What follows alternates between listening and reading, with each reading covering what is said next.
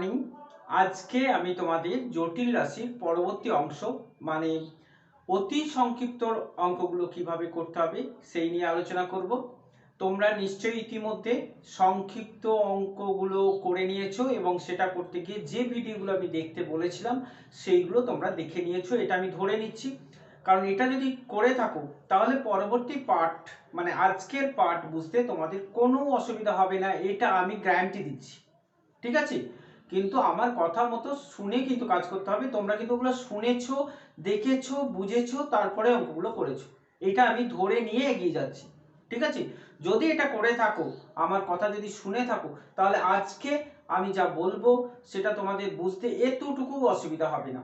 দেখো, এখন অতি সংক্ষিপ্তর প্রথম যে অঙ্কটা রয়েছে, 4 সংখ্যাটিকে তুমি কি জটিল রাশি রূপে বিবেচনা করতে পারো? তো উত্তরটা হবে হ্যাঁ, আমি 4কেও কেন, যে কোনো বাস্তব সংখ্যাকে জটিল রাশি রূপে বিবেচনা করতে পারি। কেন? কারণ যে কোনো বাস্তব সংখ্যাকে আমরা জটিল আকার দিতে পারি। কেমন? যেমন 4কে আমরা লিখতে পারি 4 প্লাস আই ইন্টু 0। এই যে a প্লাস আইবি আকার, a প্লাস আইবি আকারটা জটিল রাশির জন্যই প্রযোজ্য। তাহলে 4কে তো আমরা এই আকার লিখতে পারি, অতএব 4কে আমরা জটিল রাশি হিসেবে বিবেচনাও করতে পারি। হলো অ্যান্সার। যদি পারি তাহলে কেন পারি, এতক্ষণ থেকে যে কথাগুলো বললাম সেটাই হচ্ছে কেন পারি। বা শুধু এটুকু লিখলেই হবে যে যেহেতু 4 = 4 প্লাস i0, মানে 4কে যেহেতু জটিল আকার দেওয়া যাচ্ছে, অতএব 4কে আমরা জটিল রাশি রূপে বিবেচনা করতে পারি, মানে যুক্তি চেয়েছে আর কি। 2 একটা দেখো, 2 এর 1 নম্বরে যে অঙ্কটা রয়েছে বলেছে x প্লাস iy সমান হচ্ছে কি বলেছে, -i into -2 plus 3i, -2 plus 3i এটা দেওয়া আছে। ঠিক আছে, বলেছে x আর y এর মান নির্ণয় করতে। তো তোমাদের আমি একটা শর্ত এর আগে বলেছিলাম, এর আগের ভিডিওতে নিশ্চয়ই সেটা মনে আছে, x প্লাস iy সমান যদি a প্লাস ib হয়, তাহলে কি বলেছিলাম, x সমান a হবে, বাস্তব অংশ বাস্তব অংশের সঙ্গে সমান হবে, জটিল অংশ জটিল অংশের সঙ্গে সমান হবে। তো এখানে a প্লাস ib রয়েছে, কিন্তু এই দিক থেকে a প্লাস ib আকার তোমাকে দিতে হবে। জটিল রাশির মোস্ট ইম্পর্টেন্ট, সব থেকে ইম্পর্টেন্ট আকার হচ্ছে a প্লাস ib আকার। তো এই দিকটা দেখো a প্লাস ib আকার নেই, কারণ কোনটা a কোনটা b, দু জায়গায় i রয়েছে। তো a প্লাস ib তে এক জায়গাতেই i থাকে, তো এটা a প্লাস ib আকার নয়। তো কি করব, আমরা এটাকে গুণ করে নেব। তাহলে গুণ করলে পাচ্ছি দেখো 2i minus a minus 3i square. তার মানে i স্কয়ার মানে কত, i স্কয়ার মানে হচ্ছে -1। তাহলে -1 ইনটু 3, তার মানে 3 প্লাস 2i। এই দেখো a প্লাস ib হলো। তাহলে x প্লাস iy সমান যদি এটা হয়, তাহলে x এর মান কত, y এর মান কত, এটা বের করতে নিশ্চয়ই আর কোনো অসুবিধা হচ্ছে না তোমাদের। আমি জেনে নিয়েছি, কারণ ইতিমধ্যে তোমরা জটিল রাশি সম্পর্কে অনেক কিছু জেনে গেছো। অতএব কোনটা x হবে কোনটা y হবে সেটা তোমরা খুঁজে নাও। 2 নম্বরটা একইভাবে 2 নম্বরটা করবে, এখানেও লেফট হ্যান্ডটা যেভাবে দেওয়া আছে a প্লাস ib আকারে নিয়ে আসবে। a প্লাস ib আকারে নিয়ে এলেই তোমরা 2 এর অঙ্কটাতেও করতে পারবে। নাম্বার 3, তবু যদি কোনো সমস্যা হয় তোমরা আমার কমেন্ট করে জানাও, আমি তার উত্তর দেব। 3 নম্বর দেখো 1 plus i 2 plus i 1 plus i 2 plus i 3 plus i, এরকম ভাবে এটা আছে n প্লাস i পর্যন্ত, সমান হচ্ছে a প্লাস i। ঠিক আছে, তো এটা থেকে একটা প্রমাণ করতে দিয়েছে যে 2 ইনটু, এটা থেকে যেটা প্রমাণ করতে দিয়েছে সেটা হচ্ছে 2 into 5 into 10, 2 into 5 into 10 dot dot dot দিয়ে দেওয়া আছে n স্কয়ার প্লাস 1 সমান হচ্ছে a square plus b square, এটা প্রমাণ করতে দিয়েছে। তো আমরা কি করে করব এটা? তো দেখো, জটিল রাশির মডিউল রাশির ধর্মকে এখানে ব্যবহার করা হবে। তো এটা মনে রাখবে, যদি a প্লাস ib এর আর x প্লাস iy এটা যদি সমান হয়, তাহলে জানবে এটা ধর্ম হচ্ছে a প্লাস ib এর মড সমান এক্স প্লাস আই ওয়াই এর মড সমান হবে। তার মানে এই দুটো যদি সমান হয় তাহলে এদের মডিউলাসটাও সমান হবে, কিন্তু এর উল্টোটা সত্য নয়। মানে mod a plus i b সমান যদি mod x plus i y হয় তাহলে এইটা হলে, এটা নোট করে রাখো, এইটা হলে এটা হবে। মানে যদি এই দুটো সমান হয় সেখান থেকে আমরা এই দুটো লিখতে পারবো, কিন্তু যদি এই দুটো সমান হয় সেখান থেকে আমরা বলতে পারি না যে a plus i b equal to x plus i y, এইটা আমরা বলতে পারি না। মানে এই দুটো সমান নাও হতে পারে, সমান হতে পারে কিন্তু সমান নাও হতে পারে। তাহলে মড সমান হলে এই দুটো সমান নাও হতে পারে, কিন্তু তার মানে উভয় পক্ষ থেকে মডকে আমরা তুলে দিতে পারি না, কিন্তু উভয় পক্ষে আমরা মড নিয়ে সমান করতে পারি। তাহলে দুটো শর্তই লিখে রাখো, ঠিক আছে? নোট করবে এগুলো, নোটগুলোকে সবসময় খাতার শেষে একটা নির্দিষ্ট পাতায় করবে, যেন অন্য সময় প্রয়োজন হলে সেখানে দেখতে পাও। তাহলে এই অঙ্কটাতেও আমরা কি করব, উভয় পক্ষের মড নিয়ে নেব। তাহলে উভয় পক্ষের মড নিলে আমরা এরকম পাচ্ছি 1 plus I, 2 plus I, 3 plus I, n plus I এর মড সমান হচ্ছে a প্লাস আই বি এর মড। তাহলে আমরা এটাও শিখেছি যে a b দুটো সংখ্যার যদি মড নেওয়া হয় তাহলে a আর b এর মড আলাদা আলাদা করে সমান করা যায়। তাহলে এটা প্রত্যেকটা আমরা আলাদা আলাদা করে মড নিয়ে নেব। তাহলে 1 প্লাস i এর মড কত হবে, root over 1 square plus 1 square, এটা হবে root over 2 square plus 1 square. এখানে কিন্তু 1 আছে, i স্কয়ার নয় কিন্তু কখনোই। আবার বলছি, মডের ভিতরে কিন্তু i, মানে রুটের ভিতরে কিন্তু i যাবে না। Root over 3 square plus 1 square, কারণ এখানে 1 আছে, তোমাকে মনে করতে হবে বিটা হচ্ছে 1। এটা root over n square plus 1 square সমান হচ্ছে root over a square plus b square. হলো? তো এবার উভয় পক্ষের বর্গ করে দেবে, তাহলে বর্গ করে পাই। তো উভয় পক্ষের বর্গ করে দিলে অঙ্কটা নিশ্চয়ই হয়ে যাবে। তাহলে এটা শেষ করে নেবে, ঠিক আছে? তারপরে চলে এসো 4 নম্বর, তাহলে এটা নিজে শেষ করবে। তারপরে চলে এসো 4 নম্বরটাতে। তো দেখো 4 নম্বরে কি দেওয়া রয়েছে, দেওয়া রয়েছে mod x minus i y by minus x plus i y, এটা সমান হচ্ছে 1। প্রমাণ করতে দিয়েছি, তো প্রমাণ করতে দিলে আবারও বলছি, প্রমাণ যখন করতে দেবে তখন সব সময় লেফট হ্যান্ড রাইট হ্যান্ড করে প্রমাণ করবে, লিখবে। তাহলে লেফট হ্যান্ড সাইডে আমরা পাচ্ছি এটা x minus i y by minus x plus i y. তো আমরা জানি মড যদি লহর আকারে থাকে, মানে ফ্র্যাকশন আকারে থাকে, তাহলে আমরা আলাদা আলাদা করতে পারি, দুটো মডকে আমরা আলাদা করে লিখতে পারি। হলো? তাহলে উপরে হবে রুট ওভার, এখানেই মাইনাস থাকুক আর এখানেই মাইনাস থাকুক, এটা হচ্ছে x এর এই root over x square plus y square, ঠিক আছে? এটাও তাই হবে। অ্যাকচুয়ালি এটা ওয়াই স্কয়ার কেন হচ্ছে, কারণ হচ্ছে এটা মাইনাস ওয়াই ছিল, মাইনাস ওয়াইটা মাইনাস ছিল, এটা এরকম হচ্ছে। আর নিচেতে হচ্ছে এটা মাইনাস এক্স এর whole square plus y square. তো যাই হোক না কেন, এটাও হচ্ছে x square plus y square, আর এটাও হচ্ছে x square plus y square. তার মানে 1 হচ্ছে, আর 1 মানেই হচ্ছে ডান পক্ষ। তাহলে এখানে লিখে দেবে এটা হচ্ছে রাইট হ্যান্ড সাইড বা ডান পক্ষ, প্রমাণিত। বুঝতে পেরে গেছো নিশ্চয়ই? তারপরে দেখো 5এরটা। তো 5এরটা দেখো অনুবন্ধী জটিল রাশি বের করতে বলেছে, কিন্তু তোমরা ইতিমধ্যে এটা জেনে গেছো যে অনুবন্ধী জটিল রাশি করতে হলেও a প্লাস আইবি আকারে যেতে হবে। আর a প্লাস আইবি আকারে কিভাবে যেতে হয় সেটাও তোমরা ইতিমধ্যে শিখে গেছো। যদি না শিখে থাকো তাহলে আর একবার এই ভিডিওটা, এই আই বাটনে ক্লিক করো, দিয়ে এই ভিডিওটা তোমরা দেখে নাও। এটা দেখে নিলেই তোমরা a প্লাস আইবি আকারটা কেমন কিভাবে করতে হয় সব বুঝে যাবে, ঠিক আছে? তো তারপরে দেখো 6 গুলো পরিষ্কার তোমার লেখা আছে a প্লাস আইবি ফর্মে লিখে নিয়ে আসতে হবে। তাহলে 6 অঙ্কগুলো সব তোমরা এখান থেকেই করতে পারবে এই ভিডিওটা দেখে নিলেই।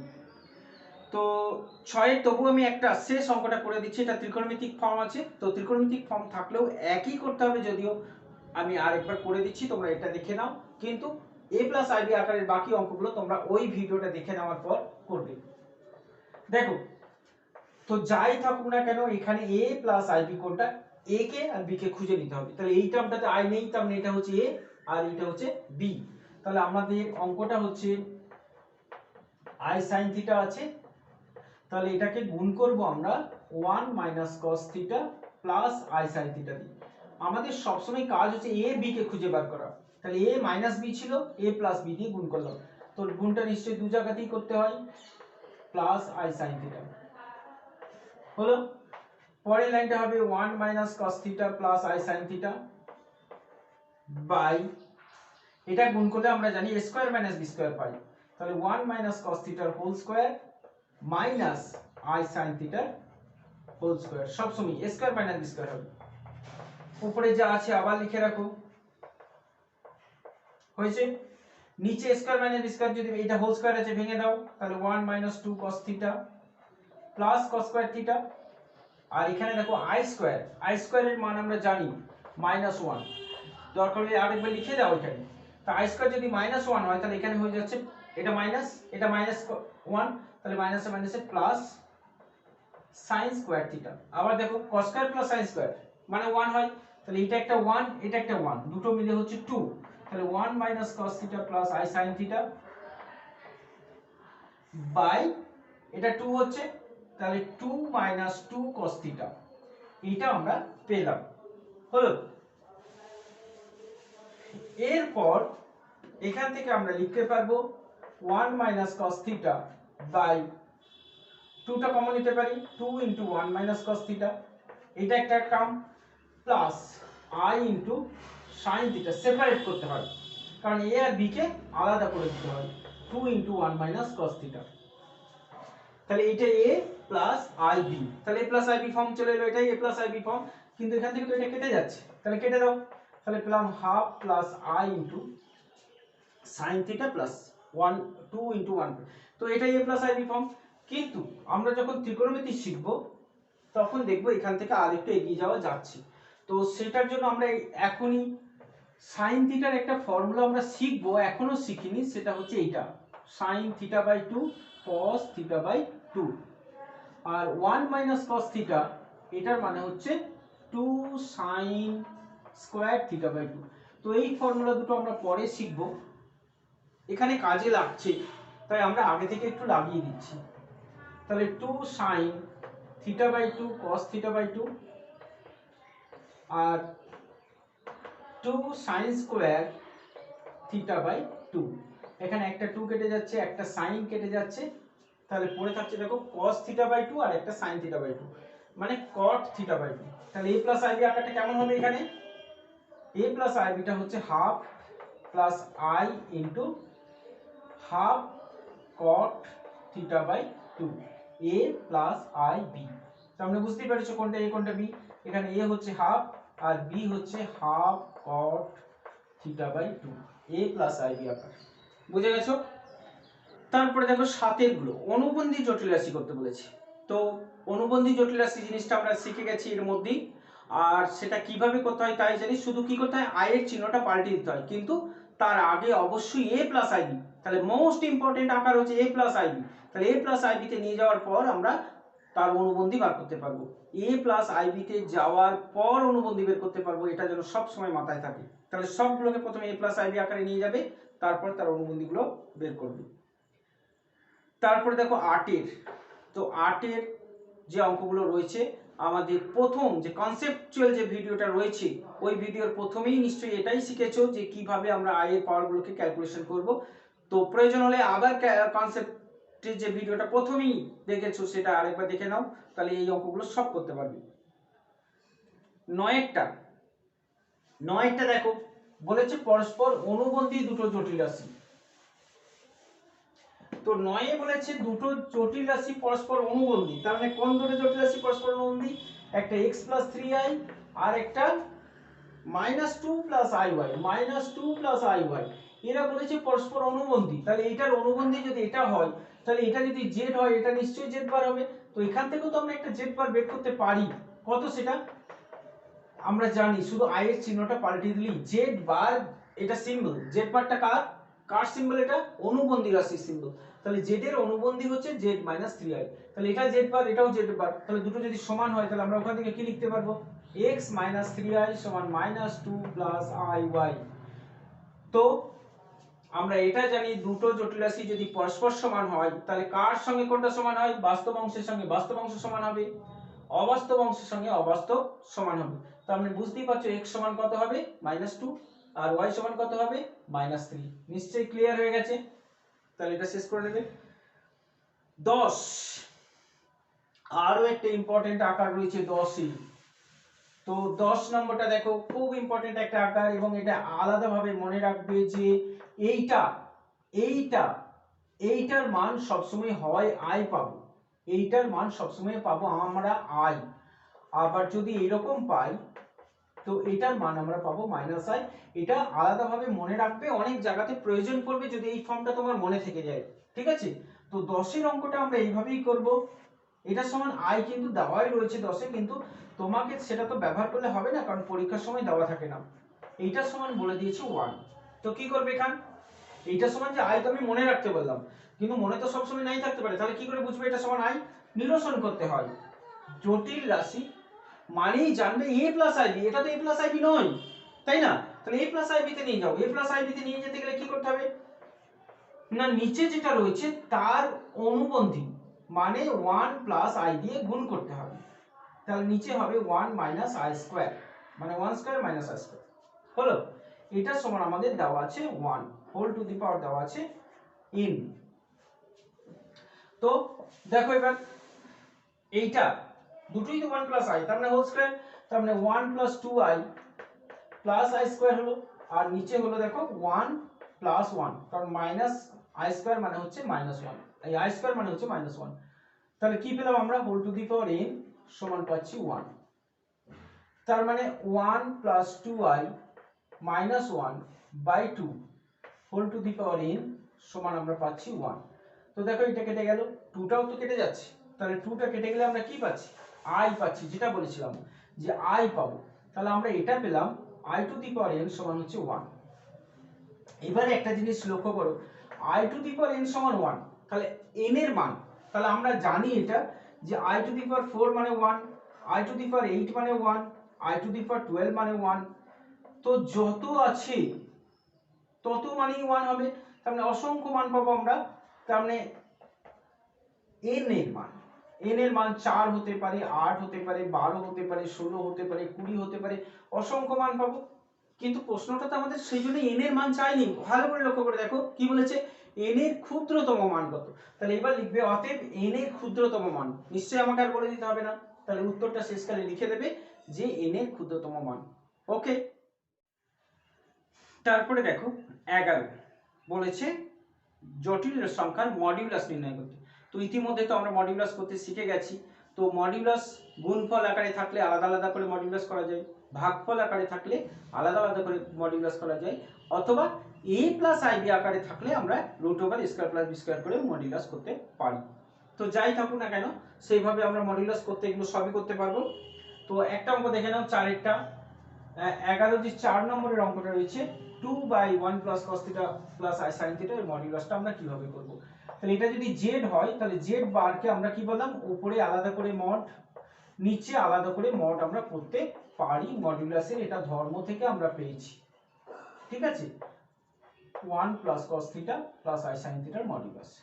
তো 2 এর মড 2 হোক বা মড -2 হোক, তো সবসময় যে কোনো বাস্তব সংখ্যার মডিউলাস সেই সংখ্যাটা হয় এবং পজিটিভ হয়, তাহলে 2 এর ভ্যালুটা 2ই হবে। অথবা আমরা এইভাবেও ভাবতে পারি, কোনো সময় না, দেখো এইটা যদি মড করি তাহলে কি পাবো, root over 2 square plus 0 square, তার মানে রুট ওভার 4 মানে হচ্ছে 2।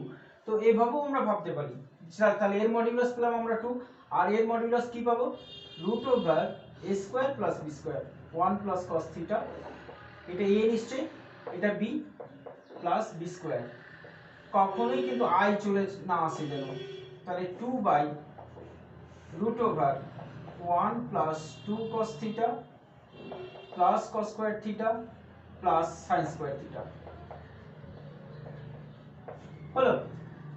আবার সে আগের মতোই cos square plus sin square মানে 1 হবে, তাহলে cos স্কয়ার প্লাস sin স্কয়ারে যদি আমরা 1 বসাই তাহলে পাচ্ছি দেখো 2/√ওভার এটা 1, এই দুটো মিলে 1 হচ্ছে, তাহলে 2 + 2 cos থিটা, তাহলে 2/√ওভার 2 * 1 + cos থিটা। এই 1 + cos থিটা, এই 1 + cos থিটা এটারও একটা ত্রিকোণমিতিক চ্যাপ্টার। তো 1 + cos থিটা, এর আগে 1 - cos থিটাটা লিখেছো যেখানে বলেছি নোট, এই পাশে যেগুলো লিখছি সেগুলো শেষ পাতাতে নোট করবে, তোমার অনেক কাজে লাগবে। তাহলে 1 + cos থিটা মানে হচ্ছে 2 cos স্কয়ার থিটা/2। এর আগে 1 - cos থিটাটাও লিখেছিলাম। তো দুটো সূত্রই খুব ইম্পর্টেন্ট, দুটো সূত্র বারবার কাজে লাগবে। এখন তোমার মনে হচ্ছে যে এখানে তো একবার লাগছি আর হয়তো কোথাও দরকার পড়বে না, কিন্তু জানো এই সূত্রগুলো বারবার দরকার পড়বে। তাহলে 2 cos স্কয়ার থিটা/2, তার মানে পাচ্ছি দেখো 2, দুটো 2 রয়েছে তাহলে একটা 2 বেরিয়ে যাচ্ছে, cos স্কয়ার রয়েছে তাহলে শুধু cos বেরিয়ে যাচ্ছে, তাহলে 2টা কেটে গেল, তাহলে cos থিটা/2, 1/cos থিটা/2 মানে sec থিটা/2, এটাই হলো आंसर। ঠিক আছে, এটা এত বড় হলো, অন্যগুলো এত বড় নয়, কিন্তু বাকি যে তিনটে তোমরা করবে সেই তিনটে কিন্তু এত বড় নয়। তারপরে দেখো 12 আর্গুমেন্ট নির্ণয়। তো আর্গুমেন্ট কিভাবে নির্ণয় করতে হবে একদম পুরো একটা ভিডিওতে দেওয়া রয়েছে, এই ভিডিওটা দেখে নাও। এই ভিডিওটা দেখে নেওয়ার পর অঙ্কটা সব করতে পারবে বলে আমার বিশ্বাস। ঠিক আছে, এই আই বাটনে চলে যাও, আই বাটনে গিয়ে যে ভিডিওটা রয়েছে সেটা আগে দেখো, সেটা দেখার পর 12 গুলো করো। আমার মনে হচ্ছে না 12 কোনো অঙ্কটা তোমাদের আটকাবে। ঠিক আছে, তারপরে দেখো 13টা। তো 13 যে অঙ্কটা রয়েছে a = 13, a = রয়েছে 1 + i/√2। এখান থেকে বলেছে a⁶, এখান থেকে মান বার করতে হবে a⁶ + a⁴ + a²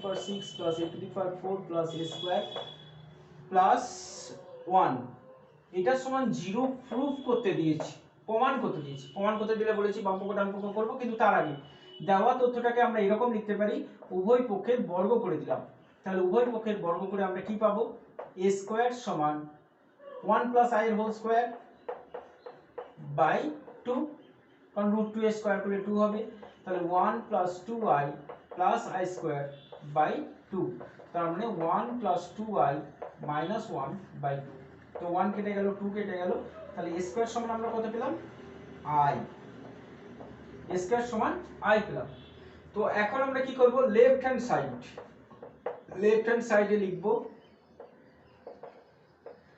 left hand side নিলাম, a² মানে i, তাহলে এটাকে আমরা i বসানোর জায়গা করে নেব, এটাতে আমরা i বসানোর জায়গা করে নেব, এটাতে আমরা i বসানোর জায়গা তো রয়েছে, তাহলে i³ + i² + i + 1।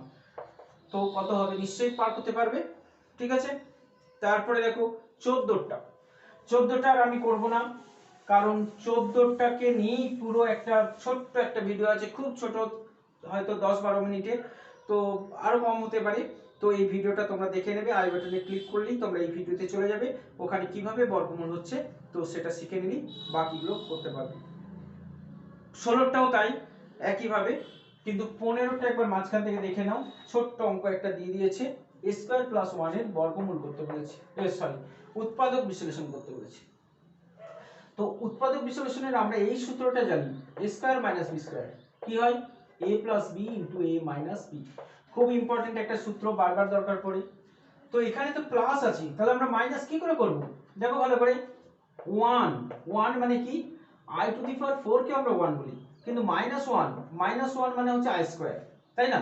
তাহলে 1 কে তো আমরা এটাও লিখতে পারি না, 1 মানে হচ্ছে -i², তাহলে এখানে আমরা -i² যদি লিখে দিই তাহলে a² - b² এর সূত্র বসাতে পারবো।